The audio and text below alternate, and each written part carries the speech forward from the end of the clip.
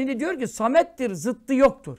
Ne demek zıttı yok? Bana zıtlık yapacak birinin, ters düşecek birinin benim gücümde olması gerekir. Benim kadar ilmi, benim kadar malumatı veya benim kadar hangi konudaysa, benim kadar sanatı, benim kadar becerisi, benim kadar hafızası veya ben güreşçiysem benim kadar kuvveti, ya da koşucuysam, atletsem benim kadar hızlı yürümesi vesaire vesaire. Bir şeyin zıttı olabilmek için, o şeyin karşısına dikilebilmek için onda olanın sende de olması lazım. Şimdi bir şey sadece sende olursa sen tekel olursun. Herkes sana muhtaç olur o işte veya her işte. Ama senin kimseye işin düşmez. Neden? O noktada muhtaç değilsen, eşin yok, eşitin yoksa. İşte Allah Teala samettir, zıttı yoktur.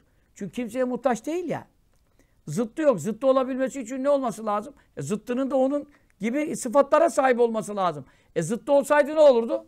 Zıttı olsaydı samet olmaz. Niye samet olmaz? O zaman adamın biri der ki bu Allah benden çok namaz istiyor, çok oruç istiyor. Ben namaz kılamam, oruç tutamam, zina etmeden duramam, içki içmeden duramam, Noel kutlamadan duramam. Ne olacak? Allah'ın bir zıttını bulayım da gideyim ona müracaat edeyim, işlerimi ondan göreyim bundan sonra der. Zıttına müracaat eder. O zaman ne olmaz? Samet olmaz. Ne demek? Herkesin işi ona düşmez. Bazılarının da işi başkasına düşer.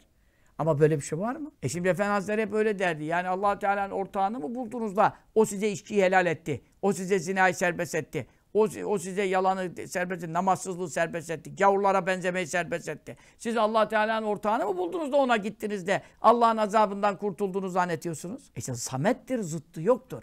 Zıttı olmadığına göre, karşısına dikilecek bir varlık olmadığına göre, ondaki sıfatlara sahip bir varlık olmadığına göre onu bırakıp kim kime gidecek? Kimin işi kime düşer? Düşse ne olur? Herkesin işi yine sonunda ona düşer. Her şey sonunda, eninde sonunda ona muhtaçtır. Böylece kendisi terk edilip de asla zıttına, niddine, eşine, benzerine, ortağına, şerikine gidilecek bir durum yoktur. Çünkü tektir, ortağı yoktur.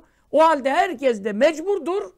Dünyada da ahirette de onun kapısını çalacaktır. Ateist, bilmem ne ist, deist, meist uçakta sallanmaya başladı mı Allah Allah demeye başlar. Ateistim diyor ki de bir Bismillah diyor. Bu bakıyorum ateistim diyenlerin çoğundan inşallah diyor, maşallah diyor. Bu nasıl ateistliktir? Ateistlikten de haberleri yoktur. Cahillik öyle bir rezilliktir ki cahilden gavur bile olamaz. Çünkü gavur olmanın da bir standardı vardır yani. Şimdi sen inşallah deyip de nasıl diyorsun? Adamın biri bana demesin mi ki inşallah Allah vardır dedi. Yani böyle çatlaklara da çatıyorum ara sıra. Ya inşallah denir mi Allah vardır diyor. Haşa ve kella. Bir de inşallah. Tövbe estağfurullah. Yani güldürüyorlar, güldürüyorlar. Çok filozofum zannediyorlar ama insanlara maskara oluyorlar yani. Onun için zıttı yoktur ki o terk edilsin de zıttına gidilsin. Eşi yoktur, ortağı yoktur. Münferidün tektir.